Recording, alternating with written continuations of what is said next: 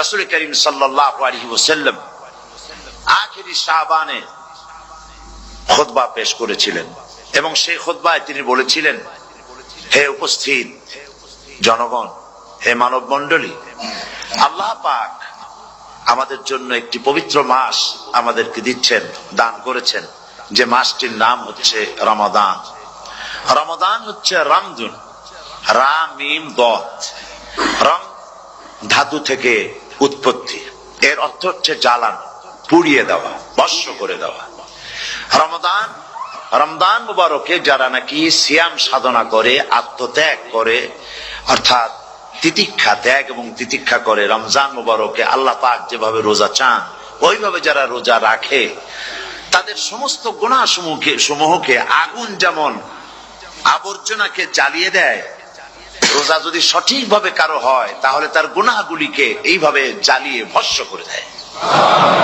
সুবহানাল্লাহ বিহামদিহি। এই রমাদান আমাদের সামনে। আমি আমার আলোচনার শুরুতে আমি আপনাদের খেদমতে আরজ করতে চাই যে মাসটির মধ্যে আমরা প্রবেশ করতে যাচ্ছি, দুটি জিনিস আমাদের সামনে এখন। একটি হচ্ছে আমরা মাহে রমজানকে ইস্তেকবাল করতে যাচ্ছি, মাহে রমজান আমাদের সামনে। দোয়া করে নেই যে আল্লাহ পাক এই পবিত্র রমজানের সম্মান করার মতো তৌফিক আমাদেরকে দান করো, আর যেভাবে রোজা রাখলে পরে তুমি খুশি হও সেইভাবে আমাদেরকে রোজা রাখার তৌফিক দান করো, বলি আমিন। এটি হচ্ছে সর্বশ্রেষ্ঠ মাস আল্লাহ পাক মুসলমানদের জন্য দান করেছেন। আবারও বলি আলহামদুলিল্লাহ। কোরআন শরীফের মধ্যে আল্লাহ সমস্ত ইবাদতের কথা বলেছেন, কিন্তু ডিটেইলস আলোচনা করেন নাই। হজ করতে হবে, কিন্তু ওকুফে আরাফা করতে হবে, রমিয়ে হিজার করতে হবে, রমিয়ে জিবার করতে হবে, তারপরে 7 বার তাওয়াফ করতে হবে, সাফা মারওয়া সাই করতে হবে। এগুলি কিন্তু কোরআন শরীফে আসে নাই, ডিটেইলস আসে নাই। নামাজ পড়তে হবে, কিন্তু জোহরে কয় রাকাত, আসরে কয় রাকাত, মাগরিবে কয় রাকাত, এই রাকাতগুলি কিভাবে বিন্যস্ত করতে হবে কোরআন শরীফে তা আসে নাই, বর্ণনা করা হয়নি। যাকাত দিতে হবে, কিন্তু কত টাকা হলে কত টাকা দিতে হবে, কত মন ধান হলে কতটুকু দিতে হবে, কত ছাগল হলে, কত গরু হলে, কত পরিমাণ সোনা হলে, কত পরিমাণ রৌপ্য মজুদ থাকলে যাকাত দিতে হবে, এর বিস্তারিত বিবরণ কোরআন শরীফে আসে নাই। চিন্তা হতে পারে যে তাহলে এগুলো আমরা পাইলাম কই? আমরা পেয়েছি কোরআনের ব্যাখ্যা হচ্ছে রাসূল করিম সাল্লাল্লাহু আলাইহি ওয়াসাল্লাম। হুজুর এটাকে আমাদেরকে বলে দিয়েছেন, তিনি সারে ছিলেন, শরীয়ত প্রণেতা ছিলেন। তো সমস্ত ইবাদতকে আল্লাহ পাক সংক্ষেপে সংক্ষেপে তিনি আউটলাইন অথবা গাইডলাইন তিনি দিয়েছেন আল্লাহ পাক। রমজান মুবারক হচ্ছে একমাত্র ইবাদত যে রমজান সম্পর্কে আল্লাহ পাক ডিটেইলস পূর্ণ একটি রুকু আল্লাহ পাক আলোচনা করেছেন। সুবহানাল্লাহ। রোজা শুরু করবেন কোনখান থেকে, শেষ করবেন কোথায় গিয়ে, সফরে প্লেনে যখন চলবেন তখন আপনার রোজার অবস্থা কি হবে, যদি দেশে যান তখন কি হবে, অসুস্থ হলে কি হবে, কিভাবে রোজা রাখবেন, কিভাবে রোজা ভাঙবেন, তারপরে কখন শুরু হবে, কখন কি হবে ইত্যাদি বিস্তারিত বিবরণ। রোজার মতো করে এত অন্য কোন ইবাদতের ব্যাপারে আল্লাহ এতটা বলেন নাই যতটা বলেছেন রোজার ব্যাপারে। তাহলে নিশ্চয়ই বুঝতে পারছেন রোজাটা অত্যন্ত গুরুত্বপূর্ণ ইবাদত। সবটাই গুরুত্বপূর্ণ, কিন্তু রোজাটা আল্লাহর কাছে বেশি গুরুত্বপূর্ণ। সুবহানাল্লাহ। আচ্ছা, বেশি গুরুত্বপূর্ণ কেন সে কথা কি বলবো? অবশ্যই বলবো। বেশি গুরুত্ব এই কারণে, আল্লাহ পাক বলেছেন, এটা হচ্ছে হাদিসে কুদসি। আল্লাহ পাক বলেছেন, আস-সাওমু লি ওয়া আনা আজজি বিহি। অন্য রিওয়ায়াতে এসেছে ওয়া আনা উজজা বিহি। আস-সাওমু লি, রোজা হলো আমার জন্য। কে বলতেছেন বলুন তো? আল্লাহ পাক বলছেন রোজা হচ্ছে আমার জন্য, রোজার পুরস্কার আমি দেব। অন্য বর্ণনায় এসেছে রোজা আমার জন্য আর রোজাদারের পুরস্কার আমি আল্লাহ নিজেই পুরস্কার। সুবহানাল্লাহ, সুবহানাল্লাহ। তাহলে প্রশ্ন আসে, আল্লাহ পাক বলছেন রোজা আমার জন্য, আস-সাওমু লি।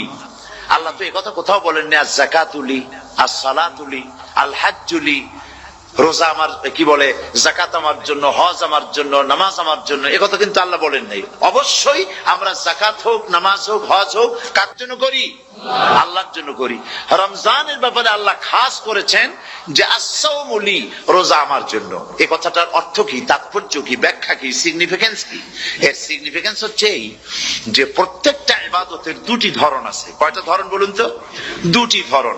একটি ধরন হচ্ছে বাহ্যিক আর একটা হচ্ছে আভ্যন্তরীণ। প্রত্যেকটা ইবাদতের দুটি দিক আছে, একটা মানুষকে দেখানো আর একটা ভেতরের। যেমন নামাজ, একটি লোক নামাজ পড়ে না, কিন্তু এমন একটা সমাবেশের মধ্যে পড়ে গেছে, সবাই নামাজ পড়ে। এখন আমি যদি নামাজ না পড়ি তাহলে লোকে বলবে কি? তখন উজু আছে কি না আছে দাঁড়ায় গেল আল্লাহু আকবার। তাহলে দেখা গেল নামাজ আল্লাহর জন্য পড়ে, আবার মানুষের জন্য দেখাবার জন্য করে। যাকাত এটা দেয় মানুষে, তার নিয়তটাকে আল্লাহ পাক ভালো জানেন। কিন্তু কিছু লোক তেমন আছে, যাকাতের নামে লুঙ্গি, আমাদের দেশে আছে, এখানে কি করে আমি জানি না, লুঙ্গি শাড়ি কিনে তারপরে বাড়িতে সব জমা করে এরপরে গরিবদের দাওয়াত দেয় এবং সকলকে দেখায় এইভাবে লুঙ্গি দিল, শাড়ি দিল, লোকেরা দেখলো যে যাকাত দিল, খুব যাকাত দিয়েছে। কোরবানির ব্যাপারে এভাবে বিরাট একটা গরু কিনলো, কিনে মানুষকে দেখাইলো। চট্টগ্রামে আছে সবচেয়ে বড় দামের গরু একটা কিনে গরুর গলায় মালা একটা পরাইয়া তারপরে শহর ঘুরায়। এখন অবশ্য এটা কমে গেছে আগের থেকে অনেক। মানুষ দেখুক যে ও মুখে এই গরুটা কোরবানি করেছে। এটা কি কোরবানির জন্য হলো না মানুষকে দেখাবার জন্য হলো? হজ, টাকা আছে, লোকেরা বলবে কি যে এত টাকার মালিক তাও হজে যায় না, সুতরাং যাই একটু হজ করে আসি। তাহলে হজ করা গেল, আবার মানুষকে দেখাবার জন্য করলো। দুটি জিনিস আছে। কিন্তু একমাত্র রোজা যদি কেউ রাখে মানুষকে দেখাবার জন্য, সকাল থেকে শুরু করে সন্ধ্যা পর্যন্ত না খাইয়া কোনো পাগলও থাকবে না। বলেন আপনারা ঠিক কিনা? সে তো মানুষকে দেখাবার জন্য দাঁত পরিষ্কার করে নিল আর দুপুরে ভাত খাই নিল, বউতেও টের পাইল না। পারবে কিনা? পারবে। টয়লেটে গিয়ে খাই নিল ভালো করে, কোন একটা আড়াল জায়গা নিয়ে খেয়ে গেল, বাচ্চাও দেখলো না, বউতেও দেখলো না, খেয়ে নিল। তাহলে সে তো রোজা রাখলো না। আল্লাহ পাক বলছেন আসসামুলি, রোজা হচ্ছে আমার জন্য। যে রোজা রাখে আমার জন্যই রাখে, মানুষকে দেখাবার জন্য সারাদিন না খেয়ে থাকার কোনো প্রশ্নই ওঠে না। সুবহানাল্লাহ। সুতরাং রোজা যে রাখলো সে আমার জন্যই রাখলো। ওয়া আনা আজজি বিহি, রোজার পুরস্কার আমি আমার হাত দিয়ে দেব। সুবহানাল্লাহ, আমার হাত দিয়ে দেব। ম্যানেজার যদি বলে এই কাজগুলি করলে পরে বেতন, নির্ধারিত বেতন পাবা, আর এইটা যদি করো তাহলে বেতনটা আমি দেবো আমার হাত দিয়া, তাহলে এমপ্লয় যারা তারা বুঝতেই পারবে যে মালিক যখন নিজেই দেবে তাহলে ম্যানেজারের মতো দেবে না, মালিক মালিকের মতোই বড় করে দেবে। তো আল্লাহ পাক ফেরেশতাদের কাছে এটা রাখেন নাই, সব নাকি তোমরা লেখো গিয়া, আর রোজার সওয়াব আমার হাত দিয়ে আমি দেব। সুবহানাল্লাহ। এরপরে আল্লাহ পাক বলছেন, অন্য রিওয়ায়াতে এসেছে রোজা আমার জন্য, আর রোজাদারের পুরস্কার আর কিচ্ছু না, রোজাদারের পুরস্কার আমি আল্লাহ নিজেই পুরস্কার হয়ে যাব। সুবহানাল্লাহ। হাদিস শরীফে এসেছে রোজা রাখলে পরে ক্ষুধার কারণে, খালি পেটে থাকার কারণে টক্সিন জাতীয় এক প্রকারের গ্যাস তৈরি হয় পেটের ভেতরে, স্টমাকের মধ্যে, ফলে মুখে এক রকমের দুর্গন্ধের সৃষ্টি হয়।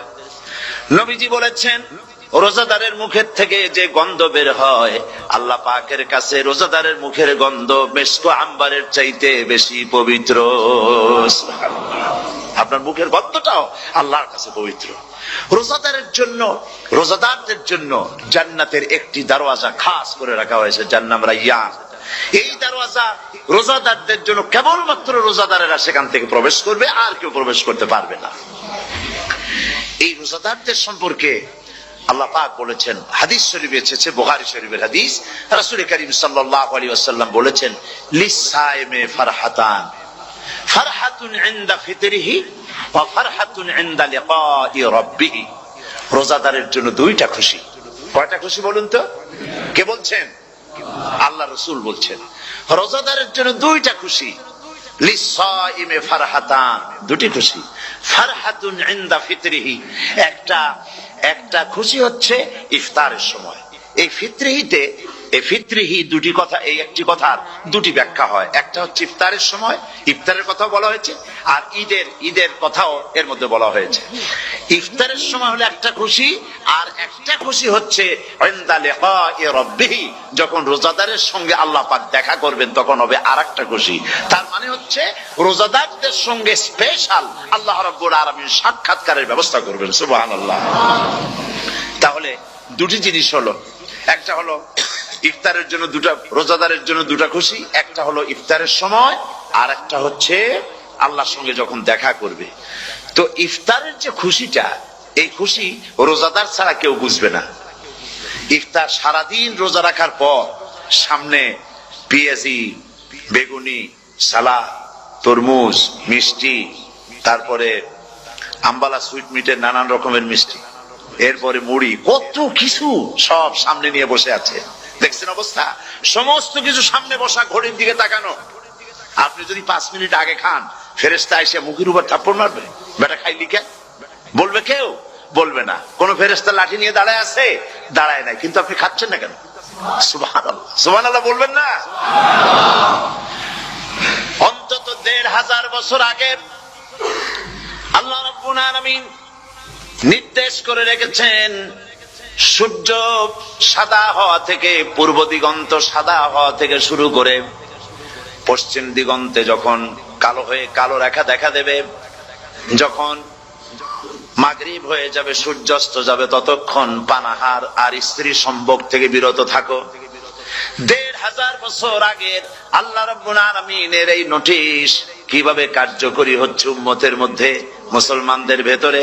খাবার সামনে আছে, পিপাসা লেগেছে। এখন তো পিপাসা লাগে না, খুব ঠান্ডার সময়, এখন রোজা রাখতে খুব মজা হবে, তাই না? খুব মজার রোজা। কিন্তু এই রোজা যখন জুন মাস আর জুলাই মাসে আসবে, তখন টের পায় মানুষ রোজা কাকে বলে। প্রচন্ড পিপাসা, সামনে সব খাবার পড়ে আছে, একটা খাবারের দিকে রোজাদারের হাত যায় না, ঘড়ির দিকে তাকায় আর চুপ করে বসে বসে আল্লাহর জিকির করতে থাকে। আল্লাহ কয়, ফেরেশতারা দেখ, এই বান্দা বানাইতে নিষেধ করছিলি, সুবহানাল্লাহ। আল্লাহ খুশি হয়ে যায়। রোজাদার অপেক্ষা করতে থাকে, ঠিক যখন কাটায় কাটায় সময়টা এসে গেছে, তখন আল্লাহর নাম করে খুরমা দিয়ে, পানি দিয়ে ইফতার শুরু করে দিল। আল্লাহ পাক খুশি হয়ে গেলেন। এই যে ইফতার, সারাদিন রোজা রেখে ইফতার করায় যে মজা, রোজা রাখলো না এরকম লোকেরাও কিন্তু ইফতার করে, করে না? পুরান ঢাকায় আছে, ঢাকার তো কয়েকটা এলাকা আছে, পুরান ঢাকার লোকেরা নাকি বলে যে, যারা রোজা রাখে না তারা বলে যে, রোজা না রাখে একরকম পাপ করছি, আর ইফতার না করে কবিরা গুনাহ করবো নাকি, ইফতার তো করাই লাগবে। তো খুব মজা করে ইফতার করে তারা। তো সারাদিন রোজা রেখে পেঁয়াজি, ছোলা, বুট, মুড়ি খাওয়ায় যে মজা, সারাদিন ভাত খাইয়া তারপরে ইফতারের শরীক হওয়া, ছাগলে ঘাস খাইলে যেমন লাগে ওইরকম তার মুখে লাগে, এই মজা পাবে না। রোজাদারের যে মজা লাগে সেই মজা সে পাবে না। সারা মাস রোজা থাকার পর, আল্লাহর হুকুম মেনে সারা রাত রোজা রাখার পর, তারপরে ঈদের দিনে জামা কাপড় পরিষ্কার করে, শেরওয়ানি গায়ে লাগাইয়া, পাঞ্জাবি পরে, আতর মেখে, এরপরে ঈদের জামাতে যখন দাঁড়ায় যায়, সে যে মজা পায়, সারা মাস রোজা রেখে ঈদের জামাতে গিয়ে সে যে মজা পায়, যে রোজা রাখলো না, ঈদের দিনে খুব জামা, পাজামা, সেন্ট এগুলো মেখে টেকে প্রথম কাতারে গিয়ে দাঁড়ায় গেছে, ও সেই মজা পাবে না। ওর মনের মধ্যে একটা চোর চোর ভাব থেকেই যায়। সে মনে মনে ভাবে, এই জামাত আমার না, জোর করে আসছি, এখানে দাঁড়াবার যোগ্যতা আমার নাই। মনের মধ্যে সে একটা অপরাধী ফিল করে, সে ফিল করতে থাকে। সুতরাং রোজাদারের জন্য দুইটা খুশি, একটা হচ্ছে ইফতারের সময়, আর একটা খুশি হবে যখন আল্লাহ তাদেরকে দেখা দেবেন। সুবহানাল্লাহ। এই রোজা আল্লাহ পাক দান করেছেন। আচ্ছা, কি জন্য রোজা আমাদের দিলেন? এই জন্য দিয়েছেন যে একটা মাস পৃথিবীর মুসলমানরা না খেয়ে থাকুক দিনের বেলায়, ওই না খেয়ে থাকার যে খাবারগুলি বাঁচবে, এগুলি আল্লাহ অন্য কোন এলাকার মানুষদের খাওয়াবেন নাকি? এই জন্য করেছেন রোজা, এজন্য করেননি। রোজার ফজিলত আল্লাহর নবী বলেছেন, রমজান মুবারকের এত ফজিলত, মানুষ যখন কোন ইবাদত করে, আল্লাহ পাক সেই ইবাদতের নেক আমলের সওয়াব 10 থেকে শুরু করে 700 পর্যন্ত বাড়ায় দেন। 10 থেকে শুরু করে 700 করে 700 বাড়ায় দেন, ইল্লা সাওম, রোজা ছাড়া। নবীজি বলেছেন, রমজান মুবারকে কেউ যদি একটি নফল কাজ আদায় করে, একটি নফল ইবাদত করে, অন্য মাসের একটি ফরজ আদায় করার সওয়াব আল্লাহ পাক নামায়ে আমলে দিয়ে দিবেন। রমজান মুবারকে কেউ যদি একটি ফরজ আদায় করে, অন্য মাসের 70টি ফরজ আদায় করার মতো সওয়াব আমল নামায় আল্লাহ দিয়ে দিবেন। সুবহানাল্লাহ। এই মাস আমাদের সামনে, আল্লাহু আকবার বলি, আল্লাহু আকবার বলি, আলহামদুলিল্লাহ। এই পবিত্র মাস আমাদের সামনে। এই মাসে এত সওয়াব, নফল হয় ফরজের মতো, আর ফরজ হয় 70টা ফরজের মতো। এত সব কেন হইল? আমরা না খেয়ে থাকি সেই জন্য নাকি? বলতে পারেন কেন হলো? একটি কারণ, শাহরু রমাদান আল্লাযী উনজিলা ফীহিল কুরআন। সুবহানাল্লাহ বলবেন না? এই রমজান মাস হচ্ছে সেই মাস যে মাসে আল্লাহ রাব্বুল আলামিন কোরআনে কারীমকে নাজিল করেছেন। এই মাসের মধ্যে একটি রাত আছে, খায়রুম মিন আলফি শাহর, যে রাতটি 1000 মাসের চাইতে বেশি গুরুত্বপূর্ণ আল্লাহর কাছে। সুবহানাল্লাহ। একটি রাত 1000 মাসের চাইতে গুরুত্বপূর্ণ। 1000 মাস ক্যালকুলেটর দিয়ে হিসাব করলে দেখা যায় যে 1000 মাসে 83 বছর 4 মাস হয়। তাহলে তার অর্থ কি এই যে একটানা 83 বছর 4 মাস ইবাদত করলে যে সওয়াব হবে, এই রাত্রে ইবাদত করলে সেই সওয়াব হবে? হতে পারে, এরকম হতে পারে, কিন্তু ব্যাখ্যাটা কি? ব্যাখ্যাটা হচ্ছে আরবিতে আলফুন শব্দ দিয়ে 1000 বোঝানো হয় না। আরবিতে যখন আলফুন বলা হয় তাহলে বোঝা যায় সংখ্যাধিক্য, বিপুল সংখ্যা, হাজার হাজার, হাজার হাজার, থাউজেন্ডস এন্ড থাউজেন্ডস। এইটাকে বোঝানোর জন্য আরবিতে ব্যবহার করা হয় আলফুন, হাজার হাজার। তাহলে আল্লাহ কি বুঝাতে চাচ্ছেন? আল্লাহ রাব্বুল আলামিন তিনি আয়াত দ্বারা বুঝাতে চান, এর ব্যাখ্যা হচ্ছে এই পৃথিবীর মানবতার কল্যাণের জন্য, এই পৃথিবীর মানুষের ভালাইয়ের জন্য, মঙ্গলের জন্য হাজার হাজার মাস ধরে এই পৃথিবীর মানুষের যে কল্যাণ হয় নাই, এই রমজান মোবারকে একটা রাত আছে যেই রাতে আল্লাহ রাব্বুল আলামিন মানবতার সেই কল্যাণ করেছেন। সেই কল্যাণ কি দিয়ে করেছেন? শাহরু রমাদান আল্লাযী উনজিলা ফীহিল কোরআন, কোরআন নাজিল করে পৃথিবীর মানুষকে সেই কল্যাণ আল্লাহ দিয়েছেন। সুবহানাল্লাহ। বন্ধুগণ, কোরআন, কোরআন কি নিয়ামত আমাদের কাছে! সেই নিয়ামতকে আমরা চিনলাম না, আমরা বুঝতে পারলাম না কত বড় নিয়ামত আল্লাহ আমাদের দান করেছেন। এই কোরআন যেন আপনি শুনতে পারেন, পড়তে পারেন, বুঝতে পারেন, সেই জন্য আল্লাহ রাব্বুল আলামিন শরিয়াত কি সুন্দর ব্যবস্থা করেছে। কোরআন শোনার জন্য রমজান মুবারকে তারাবিহের নামাজের ব্যবস্থা করা হয়েছে। সুবহানাল্লাহ, সুবহানাল্লাহ। যারা সব সময় পড়তে পারেন না, কোরআন তেলাওয়াত জানেন না, অথবা সারা বছরও এক খতম কোরআন শরীফ পড়া হয় না, শরিয়াত কি সুন্দর বিধান করলো যে আপনি যেন 30 পারা কোরআন শরীফ শুনতে পারেন। এই ব্যবস্থা তারাবিহের নামাজের মধ্যে শরিয়াত করে দিয়েছে। আলহামদুলিল্লাহ, আলহামদুলিল্লাহ। যাদের টাকা কড়ি আছে আমি তাদেরকে অনুরোধ করব, যদি পারেন তাহলে মেহেরবানি করে রমজান মুবারকে উমরা পালন করবেন। আমি উমরার নিয়ত করেই এসেছি, ঢাকা থেকে উমরার নিয়ত করেই এসেছি, আপনাদেরকে দেখে গেলাম। আর আমি এখান থেকে ডাইরেক্ট মদিনা মুনাওয়ারায় চলে যাব ইনশাআল্লাহ। লাইলাতুল কদর পর্যন্ত হারামাইনুশ শরীফাইনে কাটাতে চাই, নিয়ত করেছি। আপনারা দোয়া করুন আল্লাহ যেন কবুল করেন।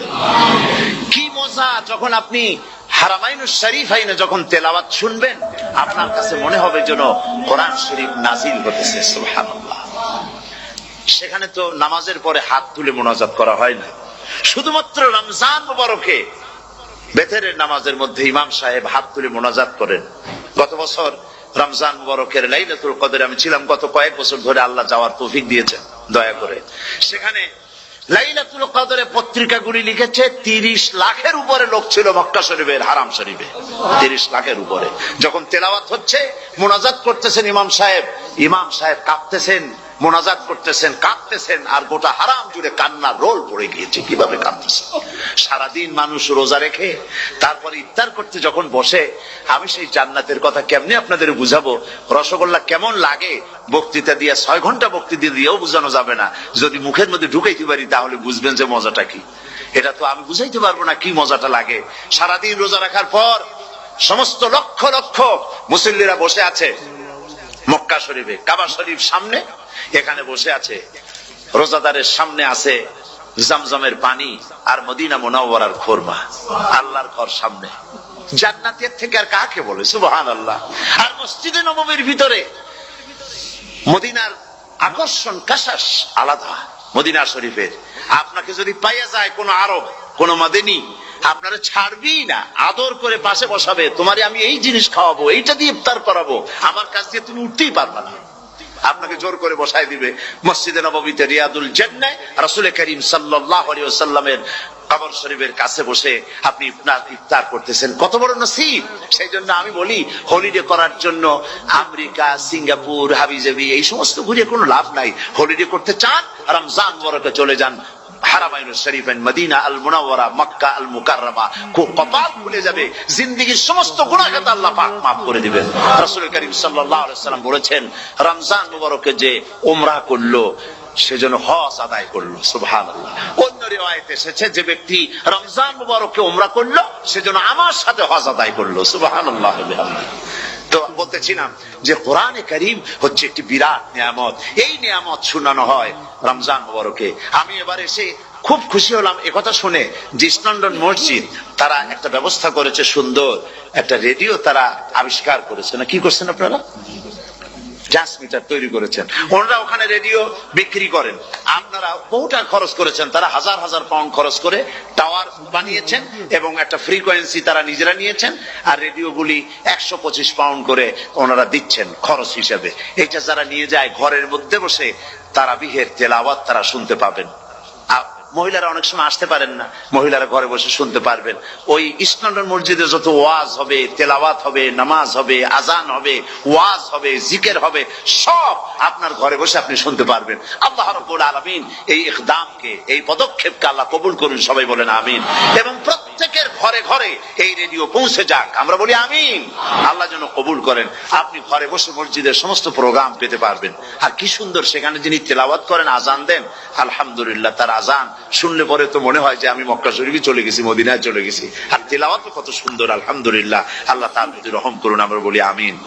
সুতরাং বলতেছিলাম যে এই পবিত্র রমজানুল মুবারক এটি কি জিনিসটা, কি জিনিসটা বুঝাবার জন্য আমি বলি, যেমন এই ঘড়িটা এটা কেনার পর 2-1 বছর পর এটা ফাস্ট হয় অথবা কি হয়, স্লো হয়ে যায়। তখন এটাকে সারার জন্য আমরা হসপিটালে দেই। হসপিটাল মানে লন্ডন হসপিটাল না, ঘড়িরও হসপিটাল আছে। তো ঘড়ির হসপিটালে দিলাম, ওরা এটাকে দেখে শুনে ওয়াইলিং করে টরে দিল ঠিক মতো। একবার যদি ঠিক করে দিল, আবার আমার 1-2 বছর চললো, আর কোনো ডিস্টার্ব করবে না, ঠিক কিনা? আপনার গাড়ির ইঞ্জিন যদি কোন রকমের অসুবিধা করে, তাহলে গাড়ির ইঞ্জিনকে ওভারহোলিং করতে হয়, ইঞ্জিন ডাউন দিতে হয়। একবার যদি ইঞ্জিন ডাউন দিলেন, ওভারহোলিং করলেন, তাহলে আপনার এই গাড়ি 5-6 বছরের জন্য আর হাত দিতে হবে না। এই কথাগুলি বুঝতে পারছেন কিনা?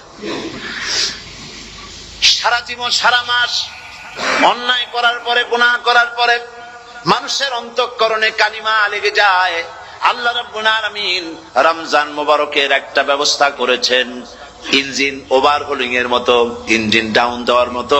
আপনার কালকে, আপনার আত্মাকে, আপনার বিবেককে, আমার বিবেককে পরিষ্কার করার জন্য রমজান মাস করে দিয়েছেন। রমজান মুবারকের একটি মাসের কোর্স যদি কমপ্লিট করা যায়, তাকওয়া দিয়া যদি ভরে দেওয়া যায়, তাহলে বাকি 11 মাস আরামসে চলবে, কোনো অসুবিধা হবে না। নবীজি বলেছেন রমজান মুবারকের মাস আসার সঙ্গে সঙ্গে আল্লাহ রাব্বুল আলামিন তিনি জান্নাতের সমস্ত দরজাগুলি খুলে দেন, আর জাহান্নামের সব দরজাগুলি আল্লাহ রাব্বুল আলামিন বন্ধ করে দেন। সুবহানাল্লাহ। আর শয়তানকে শৃঙ্খল দিয়ে বেঁধে ফেলা হয়, শিকল দিয়ে শয়তানরা বান্ধা হয়ে যায়। এই হাদিসটা যখনই শোনাই বিভিন্ন জায়গায়, লোকেরা বিভিন্ন জায়গায় প্রশ্ন করে, হুজুর কোন তো যে শয়তানরে বান্ধিয়ে হয়, কিন্তু রমজান মাস হতো লোকেরা মদ খায়, মিথ্যা কথা কয়, তাহলে শয়তান বান্ধা থাকলো কেমনে?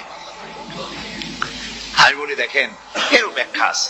এর ব্যাখ্যা হলো এই, কোন কোন ঘড়ি আছে একবার চাবি দিলে 6 মাস চলে, আর একবার চাবি দিলে 2 বছর চলে, আবার চাবি দিলে লাইফ চলে যায়। এরকমের ঘড়িও আছে।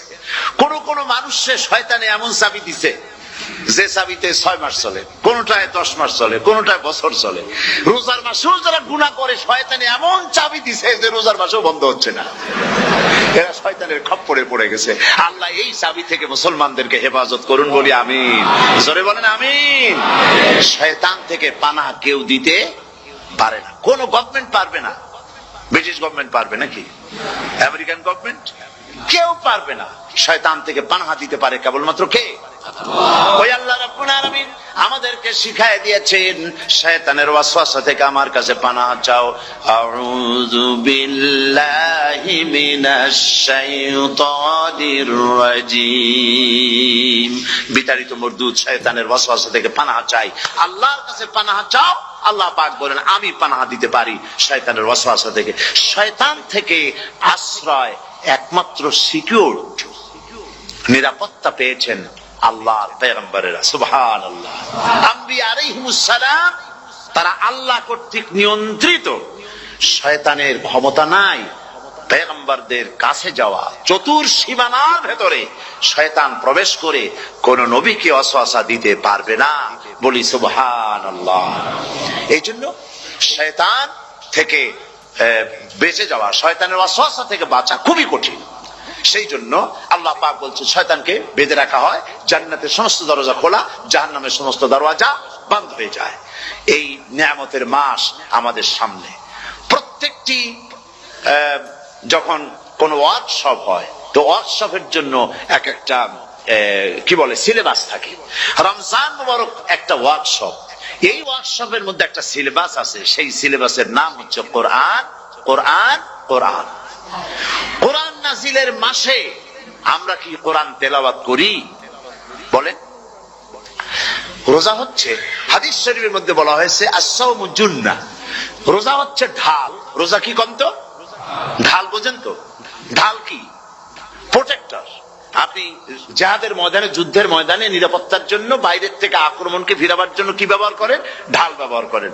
রোজা হচ্ছে ঢাল, শয়তানের সমস্ত আক্রমণ থেকে বাঁচার জন্য রোজা হচ্ছে ঢাল। রোজার দিনে কেউ যদি আপনার সাথে ঝগড়া করে তাহলে রাসূল বলেছেন তুমি বলো, তুমি ঝগড়ায় প্রবৃত্ত হবে না। তোমার সাথে যদি কেউ ঝগড়া করে তুমি বলবে ইন্নী সাইম, আমি রোজাদার। আমি তোমার মতো ঝগড়া করতে আমিও পারি, আমি তোমার মতো গালাগালি দিতে পারি, কিন্তু আমি দেব না, ঝগড়াও করব না, গালিও দেব না, মারামারিও করব না, কারণ আমি রোজাদার। সুবহানাল্লাহ। রোজা আপনাকে গুনাহ থেকে বাঁচায় দেবে। দেখেন রোজা কিভাবে গুনাহ থেকে বাঁচায়। মিথ্যেবাদী, মিথ্যেবাদী সারাক্ষণ মিথ্যে কথা বলে, কিন্তু রোজার মাস আসছে। এখন মিথ্যাবাদী যারা, তাদের ঘনিষ্ঠ লোকদের কাছে শুনেছি যে তারা বলে যদি কোনো লোক দিনের বেলা আইসা যায় আর এমন কথা, যে কথা বলতে গেলে মিথ্যা বলা ছাড়া উপায় নাই তার জন্য, সে তখন বলে ভাই তুমি তো অসময় আসছো, এখন আমি খুব ব্যস্ত, আই এম ভেরি বিজি, তুমি রাত্রে আসো। কথা বুঝতে পেরেছেন তো? রোজা হচ্ছে কি? রোজাটা কি বলে? ঢাল। কোন মেয়ে লোকের দিকে চোখ পড়লো, আহা আমি তো রোজাদার, চোখকে সাথে সাথে নিচে নামায় ফেললো। গানের আওয়াজ আসলো, আমি তো রোজাদার, সে গানটা শুনলো না। কাজী সমস্ত গুনাহ থেকে বাঁচার জন্য রোজা একটা বিরাট হাতিয়ার। সুবহানাল্লাহ। এই মাসে আল্লাহ রাব্বুল আলামিন এই মাসটা, এই রোজাটা কেন দিয়েছেন? লাআল্লাকুম তাত্তাকুন, ইয়া আইয়ুহাল্লাযীনা আমানু কুতিবা আলাইকুমুস সিয়ামু কামা কুতিবা আলাল্লাযীনা মিন ক্বাবলিকুম লাআল্লাকুম তাত্তাকুন। হে বিশ্বাসীরা, তোমরা যারা ঈমান এনেছো শোনো, আমি রোজাকে তোমাদের জন্য ফার্জ করেছি যেমন করে ফার্জ করেছিলাম তোমাদের পূর্বপুরুষদের উপরে। রোজা শুধু আমাদের উপরে ফরজ হয়েছে তা না, আমাদের আগে যারা যেসব নবীরা আসছিলেন তাদের উপর রোজা কি ছিল? ফরজ ছিল। সুতরাং এই রোজা তোমাদের উপরে ফরজ, এই জন্য লাআল্লাকুম তাত্তাকুন, যাতে করে তোমরা কি হতে পারো? পরেজগার হতে পারো। কি হতে পারো? পরেজগার, মুত্তাকি হতে পারো, আল্লাহকে ভয় করতে পারো। একমাত্র আল্লাহ। আপনাদের বাড়িতে যদি কারো বিড়াল থাকে, বিড়াল, বিড়াল বোঝেন তো না? কি বলে বিড়াল? বিলাই নাকি বলে? বিড়াল। এই বিড়াল যদি আপনাদের কারো বাড়িতে থাকে তো বিড়ালের প্রসবকালীন অবস্থা দেখবেন, বিড়ালের প্রসব হবে, বাচ্চা দেবে। বিড়াল তখন ঘরের মধ্যে পেরেশান হয়ে ঘুরতে থাকে, একটা নিরাপদ জায়গা খোঁজে, একটা নিরাপদ জায়গা খোঁজে। প্রসব করার 2-3 দিন আগের থেকে খুঁজতে থাকে তার জন্য নিরাপদ জায়গা কোনটা। এরপরে খুঁজতে খুঁজতে প্রসবের দিন সে সত্যিকারের ঘরের মধ্যে সবচেয়ে কোনা কানা জায়গা যেটা, সেই রকমের একটা নিরাপদ জায়গা সে বেছে নিল। এরপরে বাচ্চা হলো। বাচ্চা হওয়ার পর এই বাচ্চার উপরে কেউ যেন আক্রমণ না করে, শত্রু যেন তার জায়গাটিতে না আসে, এই জন্য বাচ্চাটার তো হাত দিয়ে মায়ের মতো কোলে নিতে পারে না, সে আস্তে করে ঘাটটা কামড়ায় ধরে যাতে করে বাচ্চা ব্যথা না পায়। ওইভাবে করে ঘাট কামড়ায় ধরে আজকে এই সিঁড়ির নিচে, কালকে ওই খাটের নিচে, পরশুদিন এই আলমারির কোনায়, এইভাবে বাচ্চাগুলি সরায় সরায় রেখে বাচ্চাকে প্রতিপালন করে। এই বিড়াল রে হেদায়েত দিলটা কে? যিনি দিলেন তার নাম রব। তিনি হচ্ছেন রব্বুল আলামিন। সন্তান প্রতিপালনের ব্যবস্থা শুধু দুনিয়ার মানুষকেই দেন নাই, প্রাণী জগৎকেও দিয়েছেন। সুবহানাল্লাহ। বলেন, মুরগির বাচ্চা হলো, ডিমের থেকে বাচ্চা বেরোলো, এই বাচ্চাগুলি হয়েছে গতকাল।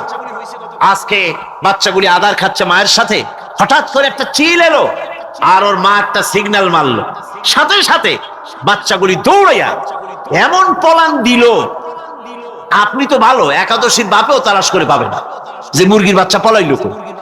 এখন ওই বাচ্চাটিকে এই সিগন্যাল সম্পর্কে কে অবহিত করলো যে এইরকম একটা আওয়াজ শুনলে এটা ভীতির আওয়াজ, এটা সাইরেন, এটা বিপদ সংকেত, এটা ডেঞ্জার সিগন্যাল, এটা শুনলে দেখলে তাড়াতাড়ি করে আত্মগোপন করবা। কেটে গেল, কেটে গেল, আল্লাহ পাক শিখাইছেন।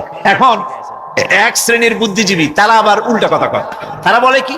তারা বলে যে মুরগি বাচ্চা, এই বাচ্চা যে দৌড় মারলো, এখানে আল্লাহ এইসব কিছু নাই, নাউযুবিল্লাহ মিন যালিক। তো এখানে কি আছে? কয় যে এখানে বিষয়টা হলো এই যে এই মুরগি আর মোরগ, ওর বাপ মা, এই দুজনের মধ্যে আছে সিলের ভয়, আছে শিয়ালের ভয়। ওই ভয় ওদের মধ্যে ছিল, এই মা বাপের ক্রসের মাধ্যমে বাচ্চা আসছে, কাজে ওই ভয়, বাপের যদি কোনো রোগ থাকে, মায়ের রোগ থাকে, তো এগুলি তো বাচ্চার মধ্যেও ঢোকে। তো ভয় হোক, সুখ হোক, দুঃখ হোক, এই অনুভূতি স্বাভাবিক প্রক্রিয়ার মাধ্যমে বাচ্চার মধ্যে ঢুকছে, আর সিল দেখে আওয়াজ শুনে সে আত্মগোপন করেছে।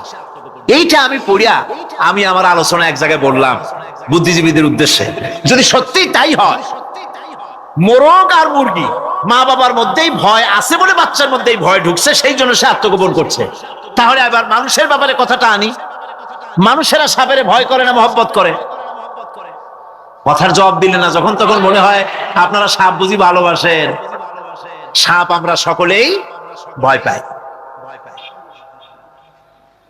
মায়ও ভয় পায়, বাবাও ভয় পায়। এই মায়ের গর্ভে সন্তান এসছে, সন্তানের বয়স 2 বছর, 2.5 বছর, ঘরের মধ্যে কেউ ছিল না, ঘরের মধ্যে একটা সাপ আসছে, একটা সুন্দর সাপ, দেখতে সুন্দর, কিন্তু সে সাপে কামড়ালে মানুষ মরে যায়। ওই সাপটা মাথা উঁচু করে ভাড়া ধরেছে। এই বাচ্চাটা কি সাপ দেখে দৌড় মারবে, না বাচ্চাটা ওই সাপটাকে ধরার জন্য সে এগিয়ে যাবে? কোনটা করবে? এগিয়ে যাবে। তাহলে মা বাপের ভয়, তাদের মা বাপের রক্তের মধ্যে, শিরার মধ্যে, সব জায়গায় সাপের ভয়, তার মাধ্যমে বাচ্চা হিসেবে বাচ্চার মধ্যে সাপের মহব্বত হইল, কারণ ভয় হইল না কেন বাচ্চা অবস্থা। সুবহানাল্লাহ। আমার বন্ধুগণ, মুরগির বাচ্চাকে হেফাজত করার জন্য বুদ্ধিমান প্রাণী মানুষ তার কাছে নাই বলে আল্লাহ রাব্বুল আলামিন তারে বাচ্চা অবস্থা থেকে বোঝার তৌফিক দিয়েছেন কোনটা ভয়ের আওয়াজ, কোনটা হলো বিপদের আওয়াজ। মানব সন্তানের প্রতিপালন করার জন্য তার মার বাবা আছে বলে ওই রকম করে পশুদের মতো আল্লাহ বানান নাই, তাকে হেফাজত করার জন্য মা বাপ আছে বলে এই দায়িত্ব আল্লাহ পাক মা বাপের উপরে ছেড়ে দিয়েছেন। মা বাপ তাকে হেফাজত করে। রুবুবিয়তের প্রতিপালন, হেদায়েতের এই প্রতিপালন আল্লাহ পাক মানুষকে এভাবে করে তাদেরকে হেদায়েত দিয়েছেন, তার পথের চলার দিশা দিয়েছেন। পিঁপড়ার খাদ্য সংগ্রহের ব্যাপারটা দেখেন, পিঁপড়ার আছে দারুণ ঘ্রাণ শক্তি। কোথায় খাবার? 5 তলায় আপনি মিষ্টি খাচ্ছেন, রসগোল্লা থুয়ে দেন, তারপরে দেখেন কোন জায়গায় দিয়ে পিঁপড়া এসে জন্মের খাওয়া খায়, ঠিক কিনা? দেখেন তার কত তীব্র ঘ্রাণ শক্তি, সেখানে চলে যাচ্ছে। তাকে হেদায়েত দেওয়া হয়েছে, তাকে ঘ্রাণ শক্তি দেওয়া হয়েছে।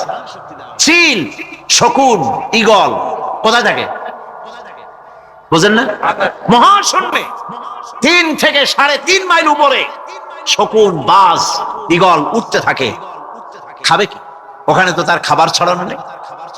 আল্লাহ হচ্ছেন এমন রব, আমাদের স্রষ্টা হচ্ছেন এমন রব, যিনি ওই চিল, বাজ আর শকুন মহাশূন্যে যেগুলি উড়ে বেড়ায়, ওদেরকে আল্লাহ পাক এমন তীব্র দৃষ্টি শক্তি দান করেছেন, 3 মাইল উপর থেকেও ছাগল মুরগি মরা দেখলে ওখান থেকে সে ঝাঁপায় পড়ে তা খেতে পারবে।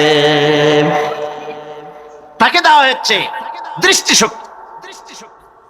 এরকম করে যার যা প্রয়োজন, সমস্ত প্রয়োজনগুলি আল্লাহ মিটাচ্ছেন। এরই নাম হচ্ছে রুবুবিয়তে ইলাহি। এটাই হচ্ছে আল্লাহ পাক রব, এটা তার অসংখ্য প্রমাণ। সেই জন্য আল্লাহ পাক বলেন আলহামদুলিল্লাহি রাব্বিল আলামিন। পড়েন সবাই, আলহামদুলিল্লাহি রাব্বিল আলামিন। সমস্ত প্রশংসা হচ্ছে আল্লাহ পাকের জন্য। কোন আল্লাহ? প্রথমে তো আল্লাহ বললাম, তারপর বললাম রব, এখন বলা হচ্ছে কোন রব? যিনি আলামিন, রব্বিল আলামিন, যিনি সমস্ত জাহানের রব। তাহলে বোঝা যাচ্ছে রব, জগৎ একটা না। জগৎ, কথা বুঝতেছেন আমার? জগৎ একটা নয়, অসংখ্য জগৎ আছে, বহুমাত্রিক জগতের কথা এখানে আল্লাহ পাক বলছে। আমি এই জন্য বলি যে কোরআন হচ্ছে বিজ্ঞানের উৎস। কোরআন বিজ্ঞানের কি? বিজ্ঞানের আবিষ্কার যত বাড়বে, বিজ্ঞান চিরটা কাল কোরআনের কাছে ভিক্ষার হাত দিয়ে এতিমের মতো দাঁড়ায় থাকবে কিয়ামত। আজ পৃথিবীর বিজ্ঞানীরা বলছে জগৎ সম্পর্কে, আমরা মনে করছি পৃথিবীটাকে, আমাদের কাছে জগৎ দুইটা। কয়টা জগৎ? একটা জগৎ হলো এইটা, ইহ জগৎ আর পরজগৎ, এছাড়া আর কিছু জানি না। এই দুইটাই জগৎ আমাদের কাছে। এখন দেখেন বিজ্ঞানীরা কি বলছে। বিজ্ঞানীরা বলছেন সৌর জগতে শুধু আমাদের সৌরজগৎটাই শেষ না, অসংখ্য সৌরজগৎ আছে মহাশূন্যে, অসংখ্য সৌরজগৎ। পৃথিবীর প্রতি 4 বিলিয়ন মানুষ যদি এক একটা সৌরজগৎ দখল করে, তাতেও সৌরজগৎ শেষ হবে না। আরো সহস্র সহস্র বিলিয়ন বিলিয়ন সৌরজগৎ আরো ফাঁকা পড়ে থাকবে। এত সৌরজগৎ আল্লাহ সৃষ্টি করেছেন। এই মহাশূন্যে বহুমাত্রিক জগতের কথা আল্লাহ পাক এখানে বলেছেন। এই পৃথিবী একটা জগৎ, এই মাটির তলে আছে আর এক জগৎ, সমুদ্রের ভিতরে আছে পানির তলার আর এক জগৎ। আর মহাশূন্য যে কি তা আপনার মাথায় শূন্য হয়ে যাবে চিন্তা করতে করতে। এই জন্য বিজ্ঞানীরা, বড় বড় বিজ্ঞানী, এরা কিন্তু নাস্তিক হয় না। বর্তমান বিজ্ঞানীরা চিন্তা করে গবেষণা করে খেয়ে হারিয়ে ফেলছে মহাশূন্যকে দেখে। যেখানে আছে গ্যালাক্সি, যেখানে আছে মিল্কি ওয়ে, যেখানে রয়েছে অসংখ্য তারকা, এই পৃথিবীটা মহাশূন্য আল্লাহ যেভাবে তৈরি করেছেন, সেই তুলনায় এই পৃথিবী একটা মার্বেলের চাইতে খুব বেশি একটা বড় কিছু হয় বলে মনে হয়। পৃথিবী যদি হয় একটা মার্বেলের মতো, তাহলে আমরা যে মানুষ, আমাদের অস্তিত্ব কোথায়? চিন্তা করেন। এবার মহাশূন্যে চলেন। মহাশূন্য সে কি বিশাল মহাশূন্য! একটা তারকা থেকে আর একটা তারকায় যদি যেতে হয়, তাহলে সহস্র সহস্র বিলিয়ন বছরের দরকার হবে। কি বছর? এ দুনিয়ার বছর না, আলোকবর্ষ, লাইট ইয়ার। আলো চলে প্রতি সেকেন্ডে কত? 1,86,000 মাইল। এই 1,86,000 মাইলের সেকেন্ড, এর মিনিট, এর ঘন্টা, এর দিন, এর মাস, এর বছর, এই আলোকবর্ষ। সহস্র সহস্র আলোকবর্ষ পার হয়ে যাবে এক তারকা থেকে আর এক তারকায় পৌঁছানো সুকঠিন।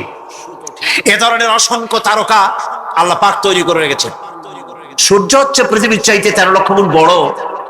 এরকম সূর্য বিজ্ঞানীরা এখন বলছে, আগে বলতো 1 কোটি সূর্যের চাইতে বড় তারকা, এখন বলতেছে এই রকমের পৃথিবীর চাইতে 13 লক্ষ গুণ বড় যে সূর্য, এরকম 3 কোটি সূর্য খাইয়ে ফেলাইতে পারে। এরকম সহস্র সহস্র তারকা এক একটা গ্যালাক্সির ভিতরে আল্লাহ পাক তৈরি করে গেছেন। এখন মনে হচ্ছে যে এই তারকাগুলি বড় না, এই তারকাগুলি চাইতো আবার বড় জিনিস কি, সেটাকে বলা হয় ব্ল্যাক হোল। সেটাকে বলা হয় ব্ল্যাক হোল, অন্ধকার কূপ। ব্ল্যাক হোল আবার ম্যানহোল বুঝবেন না, কিন্তু ম্যানহোলের ঢাকনা চুরি হয় যেমন। তবে একটা দৃষ্টান্ত আপনি বুঝতে পারেন, রাস্তায় রাস্তায় যেমন অসংখ্য ম্যানহোল আছে, ওই রকম করে মহাশূন্যে অসংখ্য ব্ল্যাক হোল আছে, একটা দুইটা না, অসংখ্য। এই ব্ল্যাক হোল আবার দেখা যায় না, অদৃশ্য ব্ল্যাক হোল। এই ব্ল্যাক হোলগুলো কি? এগুলি কোরআনে কারীমের মধ্যে আল্লাহ পাক বলেছেন, ফালা উকসিমু বিমাওয়াকিন নুজুম, ফালা উকসিমু বিমাওয়াকিন নুজুম, শপথ সেই পতন স্থানের যেখানে নক্ষত্র সমূহ ধ্বংস হয়ে যায়, ধ্বংসপ্রাপ্ত হয়, কসম সেই স্থান সময়ের। সুবহানাল্লাহ। এই অন্ধকার কূপের, এই অন্ধকূপের কসম করছেন আল্লাহ পাক। সেই অন্ধকূপটা কি? সেই ব্ল্যাক হোলটা কি? সেই ব্ল্যাক হোল হচ্ছে ওই যে তারকার কথা বললাম, যে সূর্য খাইতে পারে, 3 কোটি সূর্য খাইতে পারে, এই রকমের তারকাগুলি ঘুরতে ঘুরতে কোনো এক কারণে যখন সে ব্ল্যাক হোলের রেঞ্জের মধ্যে এসে যায়, তখন ব্ল্যাক হোল ওকে এমন ভাবে চুষে হজম করে ফেলে, যেমন বাচ্চা চকলেট চুষা খাইয়া ফেলায়, এইরকম ব্ল্যাক হোল গুলি অত বড় তারকাগুলি খাইয়া চুষা শেষ করে ফেলে যায়। সুবহানাল্লাহ বিহামদিহি। বিজ্ঞানীরা বলেছেন আমাদের এই পৃথিবীটা, আল্লাহ না করুন কখনো, আমাদের এই পৃথিবীটা যদি কোনো ব্ল্যাক হোলের আওতায় পড়ে, ওর রেঞ্জে আসে, তাহলে মাত্র 2 সেন্টিমিটারের মধ্যে পৃথিবীটা তার ঘনত্ব লাভ করে ব্ল্যাক হোলের মধ্যে অদৃশ্য হয়ে যাবে, হারায় যাবে, অস্তিত্ব থাকবে। আল্লাহ পাক, আশ্চর্য লাগে আমার, বিজ্ঞানের বইপত্র যখন পড়ি আমার কাছে আশ্চর্য লাগে। 1400 বছর আগে নবী কোন বিজ্ঞানাগারে পড়াশোনা করেন নাই, কোন সায়েন্স নিয়ে রিসার্চ করেন নাই, সেই নবীর মুখ থেকে এমন বিজ্ঞানময় কোরআন আল্লাহ বের করালেন যে আজকের পৃথিবীর মডার্ন যুগের বিজ্ঞানীরা কোরআনের কাছে এতিম হয়ে দাঁড়ায় আছে। পৃথিবীর কোন বিজ্ঞানী বলতে পারবে না যে কোরআনে কারিমের অমুক আয়াতটা আনসাইন্টিফিক, এটা হাদিস আমাদের বিজ্ঞানের সাথে মিল খায় না, এমন কথা বলতে পারবে না। বরং কোরআন সার্টিফাই করবে তোমার এই বক্তব্য, তোমার এই থিওরি মোস্ট আনসাইন্টিফিক। কোরআন বলবে, ওরা বলতে পারবে না যে আয়াতটা আনসাইন্টিফিক। সুতরাং কোরআন হচ্ছে মহান বিজ্ঞানময়, কোরআন হচ্ছে আল্লাহ পাকের দেওয়া এক মহান বিধান, যে কোরআনের কারণে আল্লাহ পাক আমাদেরকে হেদায়েত দান করেছেন। সুতরাং এই কোরআন হচ্ছে, কোরআনের মধ্যে যা আছে, গোটা কোরআনে যা আছে সব সূরা ফাতিহায় আছে। সুবহানাল্লাহ বিহামদিহি। আল্লাহ পাক বলছেন আলহামদুলিল্লাহি রাব্বিল আলামিন। মুহাব্বতের সাথে পড়েন সবাই, আলহামদুলিল্লাহি রাব্বিল আলামিন। সমস্ত প্রশংসা, যাবতীয় প্রশংসা সে আল্লাহ পাকের, যিনি তামাম জাহানের পালনেওয়ালা রব। মানুষের সব প্রয়োজন তিনি মিটিয়েছেন। মানুষের জীবন ধারণের জন্য সব থেকে বড় প্রয়োজন পানি। সবচেয়ে বড় প্রয়োজন কি? পানি। জোরে কোন কি? পানি। জীবনের জন্য পানি এবং আর্দ্রতা, এই দুটি জিনিস অপরিহার্য, এছাড়া জীবন বাঁচবে না। আমরা দেখতে পাই সমুদ্র ভরা পানি মজুদ আছে, লক্ষ্য করেন, সমুদ্র ভরা পানি মজুদ আছে, নদী খাল বিল ভরা পানি মজুদ আছে, কিন্তু এটাই তো যথেষ্ট নয়। রব হচ্ছেন তিনি, যিনি এই বিশাল বিশাল পানির মজুদ থেকে বাতাসকে যিনি বলেন, যিনি প্রতিনিয়ত বাষ্পীয় আকারে পানিগুলিকে সমুদ্র থেকে উত্থিত করেন, পানিগুলিকে উত্থিত করেন মহাকাশে। আল্লাহ পাক বলেন আল্লাহুল্লাযী আরসালার রিয়াহা ফাতুসিরু সাহাবা। বাষ্প হয়ে পানিগুলি আকাশে উত্থিত হয় এবং মহাকাশে যাওয়ার পর এই পানিগুলি, লবণাক্ত পানিগুলি আল্লাহর মেশিনে সেগুলি মিষ্টি হয়ে যায়। জোরে কোন সুবহানাল্লাহ। পানিগুলি মিষ্টি হয়ে গেল, ওই মিষ্টি পানি আল্লাহ রাব্বুল আলামিন নাজিল করে দিলেন। এবার বৃষ্টি কণা কণা হয়ে পড়লো, ফোঁটা ফোঁটা বৃষ্টি। আল্লাহ খুঁজে দেখলেন বৃষ্টির ফোঁটাগুলি পৃথিবীর প্রতিটি কণা তালাশ করে তৃষ্ণার্ত কণাগুলিকে আল্লাহ পাক ভিজাই দিলেন। সেই জন্য তার নাম হলো রব। তিনি হচ্ছেন রব, প্রয়োজন মিটান। পানি সবচেয়ে প্রয়োজন বেশি, সেই পানি আল্লাহ পাক এভাবে সরবরাহ করলেন। জমিনের চারিদিকে নদী নালা রেখেছেন, জমিনকে আর্দ্র করেছেন, জমিনের ভিতরের পানি মিষ্টি করেছেন। টিউবওয়েল মারলে পরে, পাম্প করলে পরে ভিতর থেকে মিঠা পানি আল্লাহ পাক বের করে দেন। সুবহানাল্লাহ। এই মিষ্টি পানির ব্যবস্থা করেছেন। এরপরে তিনি, ওই আল্লাহ পাক মিষ্টি পানির ব্যবস্থা করে বৃষ্টির মাধ্যমে পৃথিবীতে ফসল উৎপাদনের ব্যবস্থা করে দিলেন। পাক কোরআনে কারীমের মধ্যে বলেছেন ওয়াজআলনা মিনাল মাই কুল্লা শাইইন হাই। পানি দ্বারাই আমি সব বস্তুকে সজীব রাখি। বৈশিষ্ট্যের দিক থেকে পানির রয়েছে অনেক গুণ, আশ্চর্য গুণ। পৃথিবীর ৭৫% হচ্ছে পানি। আকাশ থেকে, অর্থাৎ চাঁদ থেকে যখন চাঁদে ভ্রমণকারীরা যখন ছবি তুলেছে, তো সেই ছবিতে ব্লু রং এসেছে বেশি, সবুজ এসেছে কম। সবুজ হলো গাছপালা, আর ব্লু হচ্ছে পানি। সমুদ্রের পানির রং হচ্ছে নীল। মানুষের শরীরের ভিতরে ৬০% পানি, গাছের মধ্যে রয়েছে পানি। পানি ছাড়া পৃথিবীর বাঁচার কোনো পথ নাই। আবার দেখেন, প্রচন্ড শীতের কারণে, ঠান্ডার কারণে যেসব এলাকায় তাপমাত্রা হিমাঙ্কের নিচে এসে যায়, সেই সব দেশে সমুদ্রের পানি আর দরিয়ার পানিগুলি বরফ হয়ে যায়। এই বরফ যখন হতে থাকে তখন পানি তার নিজের তাপকে নিচের দিকে ছুটতে থাকে। উপরের তাপ বরফ হয়ে যায় ঠান্ডা, আর নিচে তাপ বিচ্ছুরিত করে দিয়ে পানির ভিতরে যত জলজ প্রাণী আছে আর উদ্ভিদ আছে সবগুলিকে বাঁচায় রাখার ব্যবস্থা আল্লাহ রাব্বুল আলামিন এভাবে করে থাকে। এবার আল্লাহ রাব্বুল আলামিন বলছেন, এই পানি ছাড়া মানুষ বাঁচে না, প্রাণী বাঁচে না। পানি এমন এক জিনিস, এমন এক নিয়ামত আমি দান করলাম। আল্লাহ পাক বলেন, কুল আরাআইতুম ইন আসবাহা মাউকুম গাওরান ফামান ইয়াতিকুম বিমাইন মাইন। বলো দেখি সবে, শুকাইয়া যদি যায় এই জমিনের পানি, তাহলে হেথায় তটনির ধারা কে দিবে সবারে আনি। এই পৃথিবীর নদী নালা খাল বিল জমিনের আভ্যন্তরীণ দিকে পানিগুলি যদি আমি আল্লাহ রাব্বুল আলামিন শুকায় দেই, তাহলে আমি আল্লাহ ছাড়া এমন কে আছে যে নতুন করে আবার পানির আমদানি করে দিতে পারে? আছে কেউ? আজ পানির শূন্যতা আমাদের দেশে দেখা যাচ্ছে। পানি আস্তে আস্তে কমে যাচ্ছে, আস্তে আস্তে পানি শেষ হয়ে যাচ্ছে। কি কারণে শেষ হচ্ছে এবং কি হলে পানি পাওয়া যাবে পরে বলা যাবে ইনশাআল্লাহ। তো জীবন ধারণের জন্য যেমন পানির প্রয়োজন, জীবন ধারণের জন্য তেমন বাতাসেরও প্রয়োজন। পানি ছাড়া তো কিছু সময় চলতে পারে, পানি এবং খাদ্য ছাড়া কিছু সময় চলতে পারে, কিন্তু বাতাস ছাড়া তো এক মুহূর্ত চলে না, ঠিক কিনা? বুঝেন কিনা কথা? বাতাস ছাড়া এক মুহূর্ত চলতে পারে না। অথচ আল্লাহ রাব্বুল আলামিন এই বাতাস দিয়ে গোটা আকাশকে, শূন্য জায়গাগুলি বাতাস দিয়ে ভরে রেখেছেন, যাতে করে কারো বাতাসের কোনো অসুবিধা না হয়, শ্বাস করতে কোনো কষ্ট না হয়। প্রাণী জগৎকে বাতাস দিয়ে বাঁচিয়ে রাখার জন্য আল্লাহ পাক মহাশূন্যকে এভাবে সব এলাকা বাতাস দিয়ে ভরে রেখেছেন। এই জন্য তার নাম হচ্ছে রব। এটাই হচ্ছে রুবুবিয়তের নমুনা। আমার ভাইয়েরা, আল্লাহ রাব্বুল আলামিন পানি দিলেন, বাতাস দিলেন, খাদ্যের ব্যবস্থা করে দিলেন। শস্য শ্যামল এলাকায় আল্লাহ পাক সব জায়গাগুলিতে শস্য শ্যামল হোক অথবা ঊষর ধূসর মরুভূমি হোক, সারা পৃথিবী জুড়ে আল্লাহ রাব্বুল আলামিন খাবারের দস্তরখান বিছায় রেখেছেন। ওয়ামা মিন দাব্বাতিন ফিল আরদি ইল্লা আলাল্লাহি রিজকুহা।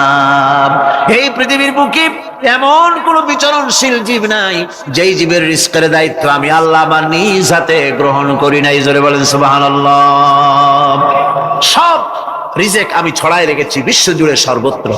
আল্লাহ পাক বলছেন, فَلْيَنْظُرِ الْإِنسَانُ إِلَى طَعَامِهِ أَنَّا صَبَبْنَا الْمَاءَ صَبًّا ثُمَّ شَقَقْنَا الْأَرْضَ شَقًّا فَأَنبَتْنَا فِيهَا حَبًّا। আল্লাহ পাক বলছেন, মানুষের উচিত নিজ খাদ্যাদির দিকে লক্ষ্য করা, নিজে খাদ্যের দিকে লক্ষ্য করা। যেহেতু এই খাদ্য প্রতিদিন তার সামনে আসে, এদিকে তার লক্ষ্য করা উচিত। আমি কিভাবে, আমি প্রথমে জমিনের উপরে পানি বর্ষণ করি, পরে জমিনকে দীর্ণ বিদীর্ণ করি, এরপরে জমিনের ভিতরে উর্বরা শক্তি আমি দান করি। কে বলতেছেন এই কথা? আল্লাহ পাক বলছেন। এরপরে আমি নানান জাতের ফসল ফলন তোমাদের জন্য আমি দান করে দেই। খাদ্যের দিকে নজর করতেই জন্য আল্লাহ পাক বলেছেন, মানুষ চতুর্দিক থেকে তো চোখ ফিরাতে পারে, মুখ ফিরাতে পারে, কিন্তু খাদ্যের দিকে তার নজর করতেই হয়। সকালে, দুপুরে, বিকালে, রাত্রে সব সময় তার সামনে খাবার আছে। আল্লাহ পাক বলেন, খাবারের দিকে একটু নজর করো, কেমন ভাবে কি সুন্দর করে খাবারগুলি তৈরি করে দিয়েছি, শুরু কিভাবে হলো, পরিপক্ক কিভাবে হলো, সেদিকে তোমরা লক্ষ্য করো। সে লক্ষ্য তো করা নাই, সমানে খায়, বিসমিল্লাহ বলেন, আলহামদুলিল্লাহ বলেন, পাইকারি দরে খাইতেই। আল্লাহ পাক বলছেন, খাদ্যাদির দিকে লক্ষ্য করো। এই যে চাউল তোমরা খাচ্ছ, আটা খাচ্ছ, গম খাচ্ছ, মাছ খাচ্ছ, গোশ খাচ্ছ, তাম পৃথিবীর সমস্ত বিজ্ঞানীরা একত্রিত হয়ে একটা চাউল বানাইতে পারবে? জোরে কোন পারবে? না পারবে। পারবে প্লাস্টিকের চাউল খাবে? আর কলেরা হয়ে মরবেন।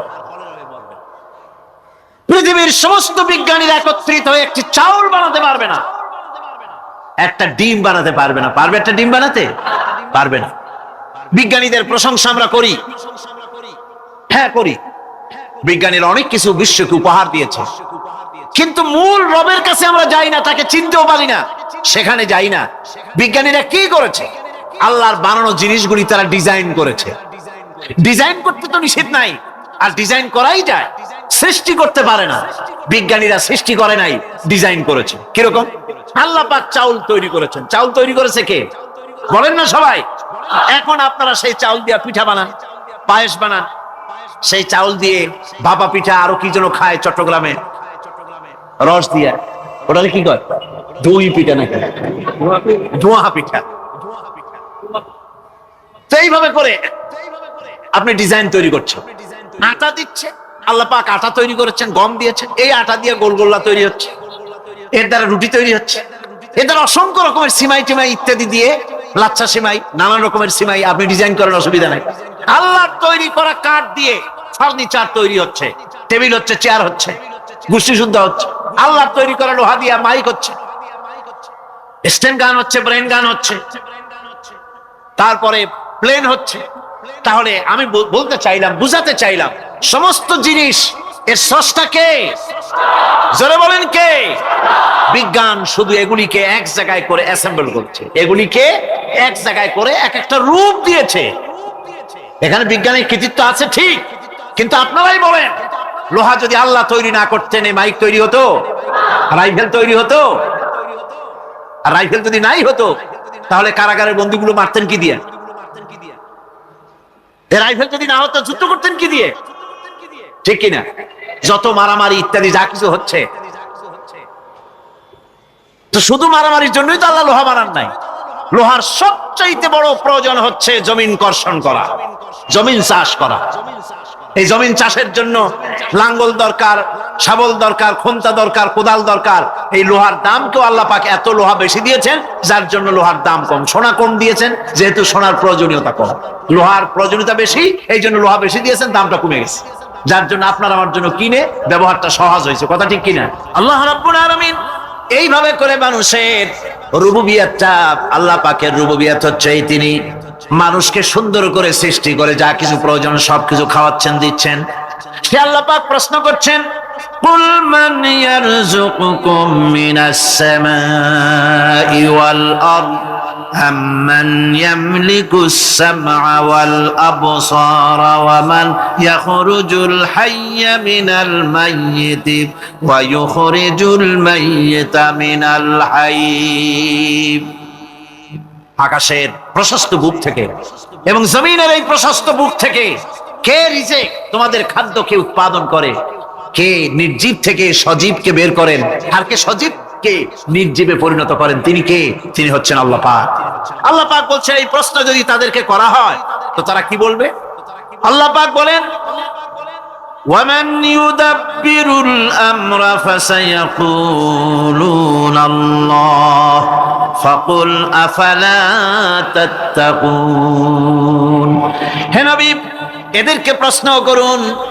এদেরকে যদি প্রশ্ন করা হয় এই পৃথিবীর সুন্দর পরিচালনা পদ্ধতি কে করেন, তাহলে তারা এক কথায় বলবে, নিজের থেকেই বলবে, আল্লাহ। কে করছেন? সবকিছু আল্লাহ। আল্লাহ পাক বলেন, নবী তাহলে তাদেরকে বলেন, এ কথা জানার পর, এ কথা বোঝার পরেও কেন তারা ঔদাসীন্যতা দেখাচ্ছে? কেন তারা গাফিল হয়ে যাচ্ছে? কেন তারা আল্লাহ পাককে ভয় করে তার পথের অনুসারী হচ্ছে না? যে আল্লাহ রাব্বুল আলামিন এত কিছু করছেন, তিনি তার পরিচয় সম্পর্কে বলে দিচ্ছেন, ফাযালিকুমুল্লাহু রাব্বুকুমুল হক ফামাযা বা'দাল হক ইল্লাদ দালাল। নিশ্চয়ই এসবের মূলে রয়েছেন তোমাদের রব, আমাদের আল্লাহ, আমাদের রব। সুতরাং উজ্জ্বল সত্য প্রকাশিত হওয়ার পর গোমরাহি ছাড়া আর কিছুই বাকি থাকে না। সুতরাং যারা সত্যের পথের অনুসরণ করতে চায়, রবকে চিনতে হবে, আল্লাহ পাককে জানতে হবে এবং তাকে অনুসরণ করতে হবে, তাকে রব হিসাবে চিনতে হবে। এটা হচ্ছে সেই রুবুবিয়াত ইলাহি যার দিকে হযরত মুসা আলাইহিস সালাম ইঙ্গিত করেছিলেন, ফিরআউন যখন তাকে প্রশ্ন করেছিলেন, ফামান রাব্বুকুমা ইয়া মুসা, হে মুসা, তোমাদের দুজনের রব কে? তোমাদের রব, তোমাদের প্রভু কে? তিনি জবাব দিলেন, রব্বুনাল্লাযী আ'তা কুল্লা শাইইন খালকাহু সুম্মা হাদা।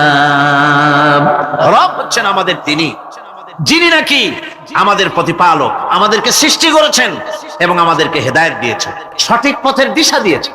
এখানে হেদায়েত হচ্ছে, এখানে হেদায়েত শব্দের অর্থ হচ্ছে সৃষ্টি শুধু করেন নাই, তাকে চলা, তার খাদ্য অনুসন্ধানে, তাকে বেঁচে থাকার সবকিছুর উপকরণ, এর কমন সেন্স, এর সাধারণ জ্ঞান আল্লাহ পাক তার সাথে দিয়েছেন। তিনি হচ্ছে রব।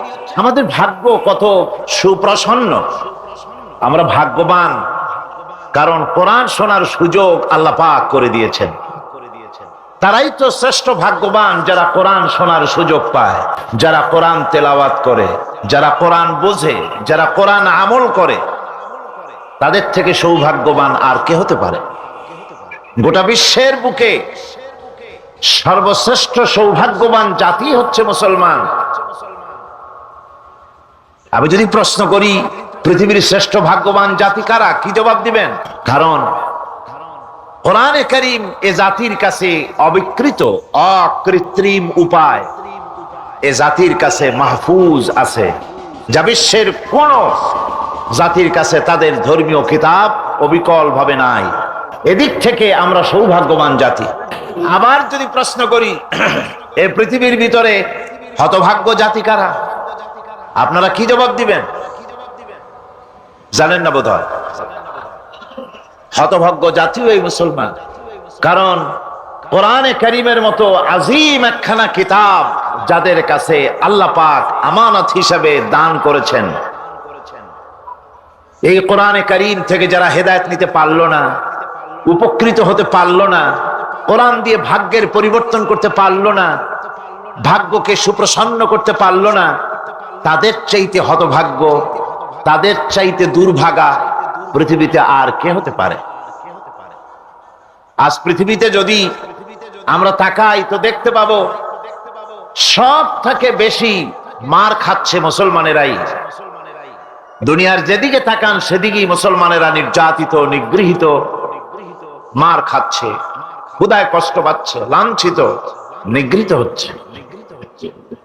তাহলে তার অর্থ কি এই ধরে নেওয়া হবে যে কোরআন থাকবে যে জাতির কাছে, সে জাতি পৃথিবীতে সবচাইতে লাঞ্ছিত, নিগৃহীত, অবহেলিত হবে, মার খাবে, ক্ষুধা দারিদ্র তাদেরকে পেয়ে বসবে, তারা শ্বাস করার সময় পাবে না?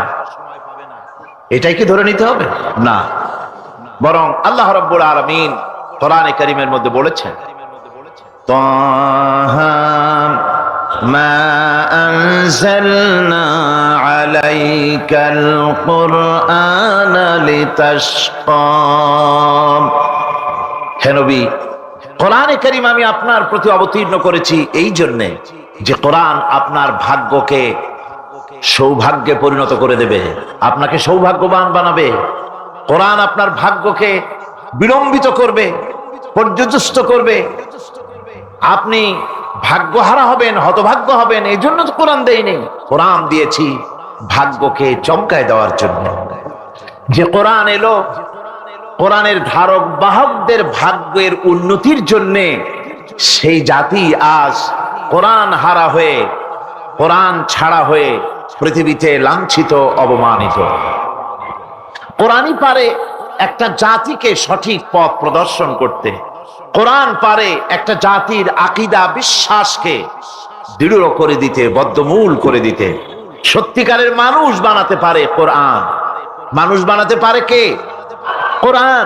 আমি এই জন্য মাঝে মধ্যে বলি, এই পৃথিবীতে যদি কোরআন না আসতো, এই পৃথিবীতে যদি নবী না আসতেন, এই পৃথিবীতে যদি আল্লাহ নবী না পাঠাতেন, কোরআন না দিতেন, কিতাব না দিতেন, ইসলাম না দিতেন, শুধু মানুষ পৃথিবীতে বাস করত, তাহলে এই বিশ্বের সমস্ত মানব মণ্ডলী যেখানে বাস করত, এই পৃথিবীটা মানুষের পৃথিবী বলা চলতো না।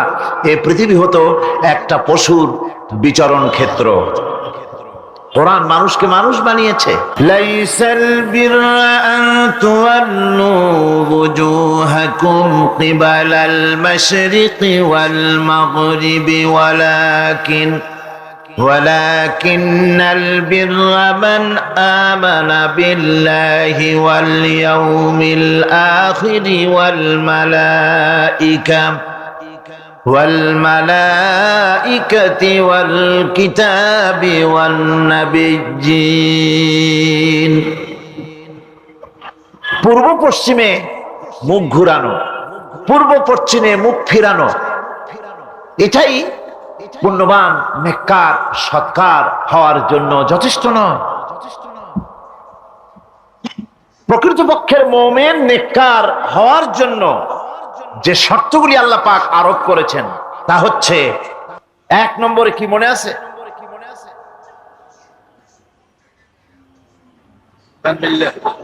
এত আস্তে আস্তে বলতেছেন, মনে হয় আপনি নিজেও শুনতেছেন কিনা তাও সন্দেহ।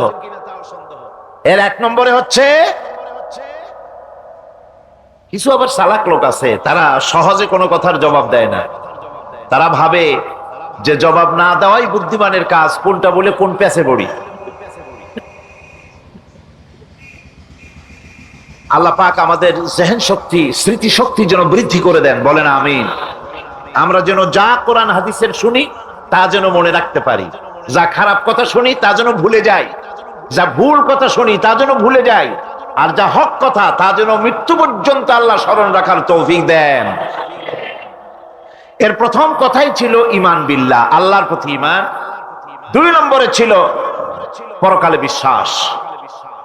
এই দুটি কথা আমরা আলোচনা করে ফেলেছি। ঈমান বিল্লাহ তো আলোচনা করেছি গত বছর, আর গতকালকে আলোচনা করেছি কি বলুন তো, পরকালের উপরে বিশ্বাস। আজকে আপনাদের সামনে আমি আলোচনা করব ইনশাআল্লাহ ফেরেশতা এবং কিতাব, এই দুটি জিনিসের উপরে, মালাইকা এবং কিতাব। ফেরেশতার উপরে ঈমান আনতে হবে, কিতাবের উপরে ঈমান আনতে হবে। শুধু পূর্ব পশ্চিমে কতগুলো সেজদা দিলেই এতে যদি কপালে দাগও পড়ে যায়, এটি একটি উপমা আল্লাহ দিয়েছেন, একটা উপমা, একটা দৃষ্টান্ত দিয়েছেন যে পূর্ব পশ্চিমে মুখ ঘুরানো এটা একটি উপমামূলক কথা। এটাই যথেষ্ট নয়, ঈমান আনতে হবে, বিষয়টা বুঝতে হবে, আকীদাকে মজবুত করতে হবে। আজকে মালাইকা ফেরেশতা সম্পর্কে আমরা আলোচনা করব, তারপরে কিতাব সম্পর্কে আলোচনা করব। ওমা তৌফিকি ইল্লা বিল্লাহ। ফেরেশতাদের প্রতি ঈমান, এটা হচ্ছে আল্লাহর প্রতি ঈমানের পরিপূর্ণতা মাত্র। আল্লাহর উপরে ঈমানটা পরিপূর্ণ করতে হলে ফেরেশতাদের উপরে বিশ্বাস করতে হবে। এর উদ্দেশ্য শুধু ফেরেশতাদের উপরে স্বীকৃতি দানই নয়, বরং প্রকৃতপক্ষে এই বিশ্ব ব্যবস্থায় তাদের স্থান কি এটা জেনে নিতে হবে। ফেরেশতারা হচ্ছে আল্লাহ রাব্বুল আলামিন তার আজ্ঞাবহ গোলাম, আল্লাহ পাকের, তারা হচ্ছেন দাস, আল্লাহ পাকের বান্দা, আমাদের মতো। আমরা যেমন আল্লাহর গোলাম, ফেরেশতারাও আল্লাহর গোলাম। এই ফেরেশতা সম্পর্কে পৃথিবীর বিভিন্ন ধর্মের বিভিন্ন রকমের কনসেপশন আছে।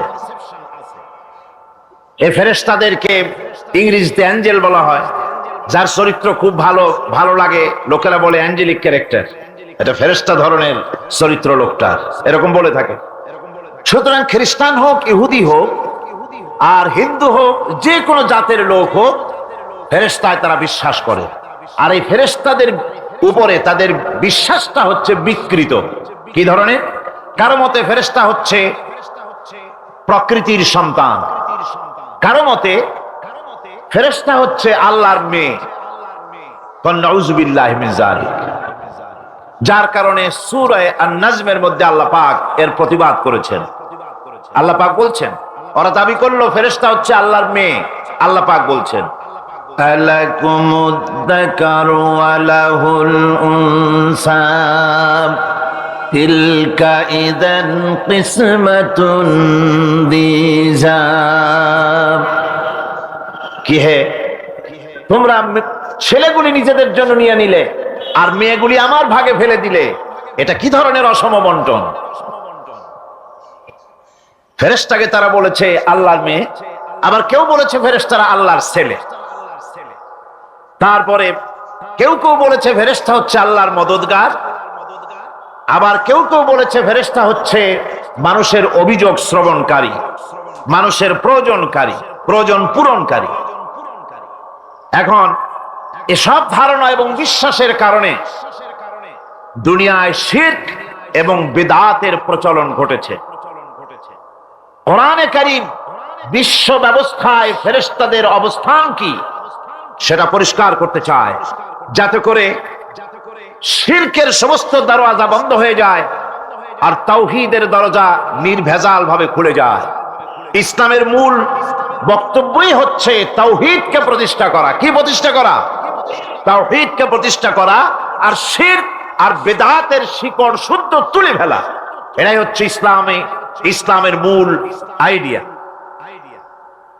কোরআনের ভাষায় স্পষ্ট করে বলা হয়েছে যে ফেরেশতারা আল্লাহর মেয়েও নয়, আল্লাহর ছেলেও নয়, তারা হচ্ছে আল্লাহর বান্দা। বলুন তো ফেরেশতারা আল্লাহর কি? কোরআনে কারীমে রব্বুল আলামিন বলেন, وقالوا اتخذ الرحمن ولدا سبحانه بل عباد مكرمون। কাফেররা বলে দয়াময় কাউকে পুত্র বানিয়ে নিয়েছেন। পবিত্র সেই সত্তা যার সম্পর্কে তারা এই বাজে কথাগুলি বলে, তার কোনো ছেলেও নাই, তার কোনো মেয়েও নাই। ফেরেশতারা তো তার সম্মানিত বান্দা মাত্র। ইবাদুম মুকরামুন, ফেরেশতা হচ্ছে সম্মানিত বান্দা। সুবহানাল্লাহি ওয়া বিহামদি। ফেরেশতারা হচ্ছে আল্লাহর কি? শুধু বান্দা না, সম্মানিত বান্দা। কারণ ফেরেশতারা আল্লাহর সঙ্গে অবাধ্য হতে পারে না, তার কোন হুকুমকে অমান্য করার কোন অধিকার ফেরেশতাদের নাই। আল্লাহর ছেলেও নাই, আল্লাহর মেয়েও নাই। এ কথাটি ছোট্ট সূরার মধ্যে তাওহীদের একটা ক্লিয়ার কনসেপশন আল্লাহ পাক দিয়েছেন, ছোট্ট একটি সূরার ভিতরে। আমার কাছে মনে হয় যেন এই ছোট্ট সূরাটি মধ্যে এটা মনে হয় যেন একটি ঝিনুক, আর এর ভেতরে সমস্ত পৃথিবীর সমুদ্র আর মহাসমুদ্রের পানিগুলি ঢুকায় দেওয়া হয়েছে। ছোট্ট একটি সূরা তাওহীদকে এমন ভাবে প্রকাশিত হয়েছে এই সূরার মাধ্যমে, যা অন্য কোথাও এত পরিষ্কার আসেনি। আল্লাহ পাক সব জায়গায় বলেছেন, কিন্তু ছোট্ট সূরায় এক কথায় তাওহীদ প্রকাশিত হয়ে গেছে। কি? কুল হুয়াল্লাহু আহাদ। পড়েন সবাই, কুল হুয়াল্লাহু আহাদ আল্লাহুস সামাদ লাম ইয়ালিদ ওয়া লাম ইউলাদ ওয়া লাম ইয়াকুল লাহু কুফুয়ান আহাদ। আল্লাহ রাব্বুল আলামিন বলেন, নবী আপনি বলুন, আল্লাহ এক এবং একক। তিনি বেনিয়াজ, কারো মুখাপেক্ষী তিনি নন। তিনি কাউকে জন্ম দেন নাই, তাকেও কেউ জন্ম দেয়নি। আকাশের জমিনে ওই আল্লাহ রাব্বুল আলামিনের সমকক্ষ কেউ নাই। তিনি এক এবং একক। এই ফেরেশতারা হচ্ছে তার অনুগত বান্দা। ফেরেশতারা আল্লাহ পাকের ছেলেও নয়, মেয়েও নয়। এক মুহূর্তের জন্য ফেরেশতারা চুপ করে বসে থাকে না। যার যে কাজ আছে সেই কাজ নিয়ে তারা ব্যস্ত আছে। তারা ওয়াজিফা পাঠ, তাসবিহ পাঠের মধ্যে ব্যস্ত থাকে। অগণিত অসংখ্য ফেরেশতা, কেউ তো সেজদায় পড়ে আছে, কেউ রুকুতে পড়ে আছে, কেউ নামাজে দাঁড়ায় আছে, কেউ তো তাসবিহ পাঠ করতেছে। কোরআনে কারীম বলছে, ইউসাব্বিহুর রা'দু বিহামদিহি ওয়াল মালাইকাতু মিন খিফাতিহি। আল্লাহ পাক বলেন, বিজদি প্রশংসার সাথে আল্লাহ পাকের গুণকীর্তন করে, আর সমস্ত ফেরেশতারা আল্লাহকে ভয় করে ভীতির সাথে আল্লাহর তাসবিহ পাঠ করতে থাকে। সমস্ত ফেরেশতারা আল্লাহর তাসবিহ পড়ে। আপনাদের মনে আছে আল্লাহ পাক যখন হযরত আদমকে সৃষ্টি করবেন বললেন, ইন্নী জাইলুন ফিল আরদি খলিফা। ফেরেশতারা বলেছিলেন, নাহনু নুসাব্বিহু বিহামদিকা ওয়া নুকদ্দিসু লাক। আমরাই তো তাসবিহ পড়ি, আমরাই তো আপনার হাম পড়ি, আপনার তাসবিহ পড়ি, সবকিছুই তো আমরা করি, পবিত্রতা ঘোষণা করি। এর দ্বারা প্রমাণিত হয় ফেরেশতারা সার্বক্ষণিক ভাবে আল্লাহর তাসবিহ পাঠের মধ্যে তারা রত আছে, সব সময় আল্লাহর জিকির আজগারের ভেতরেই তারা ডুবে আছে।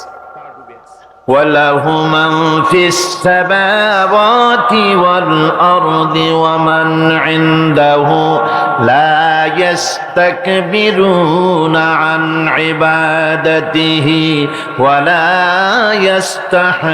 يَسْتَحْسِرُونَ।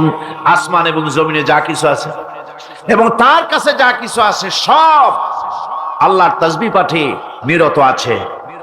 আর ফেরেশতারা তো বন্দিগি করছে আল্লাহ পাকের, আর কখনোই তারা অবদ্ধচারণ করে না, আর কখনো তারা আল্লাহ পাকের জিকির থেকে, তাসবিহ পাঠ থেকে তারা ক্লান্ত হয় না। কি হয়েছে? ঠিক হয়ে যাবেন সব। আল্লাহ পাক তাদের সম্পর্কে আবার বলেন, ইউসাব্বিহুনাল লাইলা ওয়ান নাহারা লা ইয়াফতুরুন। এই ফেরেশতারা রাত দিন তার প্রশংসায় পড়ে থাকে, কখনই শৈথিল্য প্রদর্শন করে না, কখনই আল্লাহর জিকির থেকে, তাসবিহ থেকে তারা বিরত থাকে না। এ ধারণার মধ্য দিয়ে কোরআনে কারীম মানুষকে স্পষ্ট করে বলছে যে ফেরেশতারা হচ্ছে আল্লাহর গোলাম, আল্লাহর বান্দা। তারা তোমাদের প্রয়োজন পুরা করতে পারে না, তারা তোমাদের ভাগ্যের কোনো উন্নতি করে দিতে পারে না, তারা আল্লাহর ছেলেও নয়, আল্লাহর মেয়েও নয়, এরা হচ্ছে আল্লাহর বান্দা। এই ফেরেশতাদের মাধ্যমে আল্লাহ রাব্বুল আলামিন আরেকটি কাজ নিয়ে থাকেন, তা হচ্ছে নবী এবং রাসূলদের কাছে এই ফেরেশতার মাধ্যমে আল্লাহ পাক বাণী প্রেরণ করেন। নবী রাসূলদের কাছে বাণী আনে কারা? আল্লাহর ফেরেশতা। এ কারণেই তাদের মাধ্যমে আল্লাহ পাক নবী রাসূলদের কাছে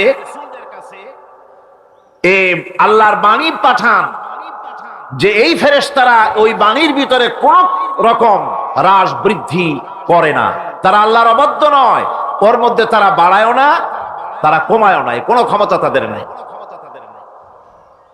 কোরআনে কারিমে আল্লাহ পাক বলছেন, ইন্নাহু লাকাউলু রাসূলিন কারীম জি কুওয়াতিন ইনদা যিল আরশি মাকিন মুতাইন সাম্মা আমিন।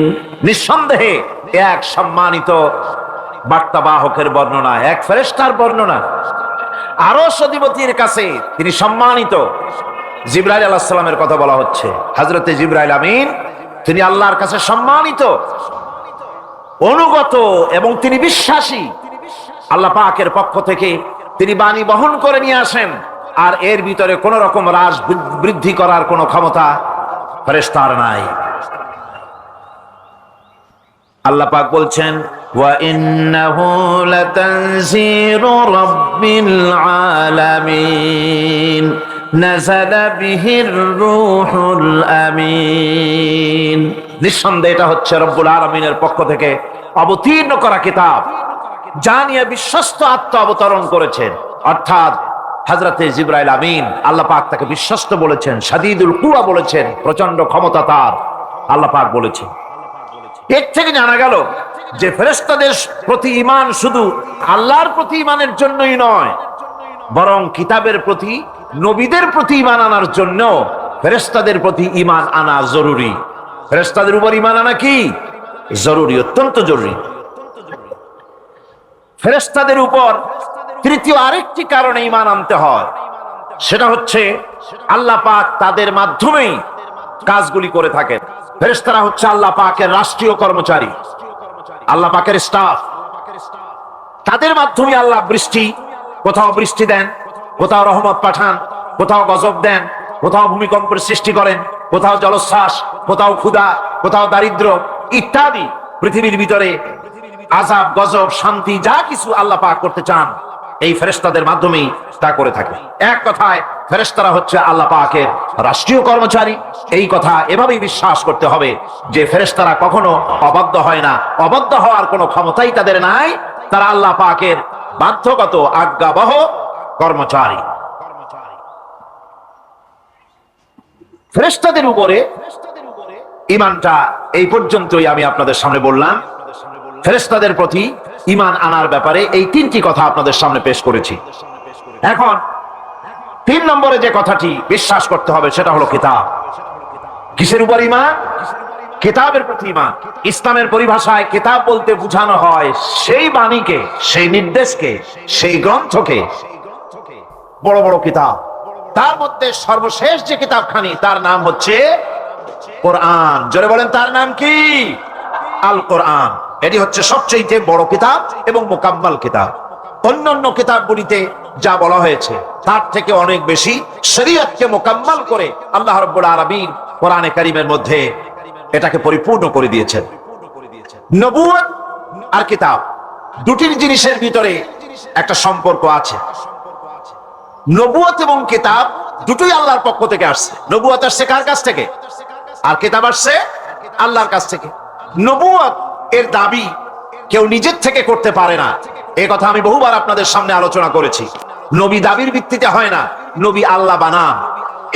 ইলেকশন করে, নির্বাচন করে এমপি বানানো যায়, মন্ত্রী বানানো যায়, প্রেসিডেন্ট বানানো যায়, চেয়ারম্যান বানানো যায়, মেম্বার বানানো যায়, কিন্তু ইলেকশন করে নবী বানানো যায় না। নবী ইলেকশনে হয় না, নবী হয় কিসে? সিলেকশন। নবী কিসে হয়? সিলেকশনে। সিলেকশনটা করেন কে? আল্লাহ রাব্বুল আলামিন। সুতরাং নবী আল্লাহর কাছ থেকে আসে আর কিতাবও আল্লাহর কাছ থেকে আসে। নবী যদি কিতাব ছাড়া আসতেন, খুব ভালো করে বোঝেন, নবী যদি কিতাব ছাড়া আসতেন আর কিতাব যদি নবী ছাড়া আসতো, তাহলে মানুষের ধর্ম পালন, জীবনের কর্তব্যবোধ, জীবন পরিচালনা এবং ধর্মকে অনুধাবন করা দারুণভাবে সুকঠিন হয়ে পড়ত। কোরআনের নমুনাই হচ্ছে, কিতাবের নমুনা হচ্ছেন আম্বিয়ারা।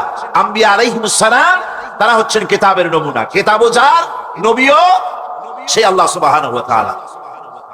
কোরআন হচ্ছে একটা থিওরি, আর নবীরা হচ্ছেন, কিতাব হচ্ছে থিওরি, নবীরা হচ্ছেন তার প্র্যাকটিক্যাল। থিওরি আর প্র্যাকটিক্যাল দুটো জিনিস এক নয়। যেমন আমি যদি কাগজে লিখি র দন্তেশ গয় ওকার লয় লয় আকার, কাগজে লিখে দিলাম, কি হলো কন্ত? বলুন সবাই, কি হলো? এখন যদি আপনারা এটার উপরে চাটেন, মিষ্টি লাগবে? বলবেন মিষ্টি কেমনে লাগবে, ওর মধ্যে দুধ নাই, চিনি নাই। আচ্ছা ঠিক আছে, লিখে দিলাম দুধ, চিনি ইত্যাদি যা যা লাগে সব লিখা কাগজটারে গোল বানাই দিলাম। এখন যদি চাবান, তাও কি মিষ্টি লাগবে? লাগবে না। মিষ্টি লাগবে কি হলে? দুধ কিনতে হবে, ছানা বানাতে হবে, চিনি শিরা তৈরি করতে হবে, তারপরে রসগোল্লা বানাতে হবে, এরপরে আপনি ফ্রিজে রাখবেন, চামচ দিয়ে কাটবেন, মজা করে খাবেন, তখন আপনার ভালো লাগবে, ঠিক কিনা? এখন ভালো লাগলো কেন? যেহেতু এটা প্র্যাকটিক্যালে আসছে। আর আগে কাগজ চেটেছেন, কাগজ চাবাইছেন, ভালো লাগে নাই, কারণ থিওরি চাবাইছেন। প্র্যাকটিক্যালে না আসা পর্যন্ত মজা পাওয়া যাবে না। সেই জন্য কোরআন হচ্ছে একটা থিওরি, কাগজে লেখা একটা থিওরি। এই থিওরিটা আল্লাহ রাব্বুল আলামিনের। এই থিওরি যদি প্র্যাকটিক্যাল না থাকে, মডেল না থাকে, আদর্শ না থাকে, তাহলে তা পালন করা মানুষের জন্য দুঃসাধ্য, সুকঠিন। এই জন্য আল্লাহ সুবহানাহু ওয়া তাআলা কোরআনের মুজাসসাম নমুনা হিসেবে পেশ করেছেন মুহাম্মদুর রাসূলুল্লাহ সাল্লাল্লাহু আলাইহি ওয়াসাল্লাম। তিনি হচ্ছেন কোরআনের মডেল। সুবহানাল্লাহ ওয়া বিহামদিহি। যার জন্য তিনি স্পষ্ট করে বলতে পেরেছেন যে কথা কেউ বলতে সাহস পায়নি, যে কথা নবী বলেছেন। আল্লাহর নবী বলেছেন, ও আমার সাহাবীরা, দিনের আলোতে তোমরা আমার ভিতরে যা দেখতে পাও, রাতের বেলায় আমার ভিতরে তোমরা যা দেখতে পাও। ও আমার স্ত্রীরা, দিনের আলোতে আমার ভিতরে যা দেখতে পাও, রাতের আধারে আমার মধ্যে যা দেখতে পাও, যে সব আচরণ, আমার চলাফেরা, দিন ও রাতের আলোচনাগুলি, দিন ও রাতের চরিত্রগুলি, দিন ও রাতের আমার কর্তব্য পালন, আমার মধ্যে যা দেখতে পাও সবগুলি খুলে খুলে মানুষের সামনে বলে দাও। এই কথা তো আর কেউ বলতে পারেনি পৃথিবীতে। নবীরা ছাড়া এত বড় কথা পৃথিবীর আর কেউ বলতে সাহস পাবে না। কথা ঠিক কিনা গণ? জোরে বলেন, পারবে বলতে? যত বড়ই মুহাদ্দিস হোক, মাওলানা হোক, খাজা বাবা হোক, নামের আগে যতই 5 হাত লম্বা ডিগ্রি লাগান না কেন, কাগজে যখন নাম লেখে হুঁশ থাকে না। কত যে লেখে, কি যে লিখলে, শুধু নামের সামনে আলাইহিস সালাম টুক বাদ রাখে, আর সব লিখে আবেগের ঠেলায় অস্থির হয়ে যায়। কোন ব্যক্তি আছেন যিনি বলতে পারবেন আমার শৈশবকালীন, যৌবনকালীন, বৃদ্ধকালীন, রাতের, দিনের সব ঘটনা মানুষের কাছে বলে দাও? কেউ কি পারবে বলতে? না, কেবলমাত্র পারবে আম্বিয়া আলাইহিমুস সালাম। যেহেতু আল্লাহ রাব্বুল আলামিন তাদেরকে কন্ট্রোল করেছেন, হেফাজত করেছেন, তারা হচ্ছেন চরিত্রের আধার, অনুপম চরিত্রের উৎস, উৎকৃষ্ট নমুনা, যাদের চরিত্রের ভিতরে কোনো কালিমা নাই, ভুল নাই, গুনাহ নাই। মুহাব্বতের সাথে বলেন সুবহানাল্লাহ।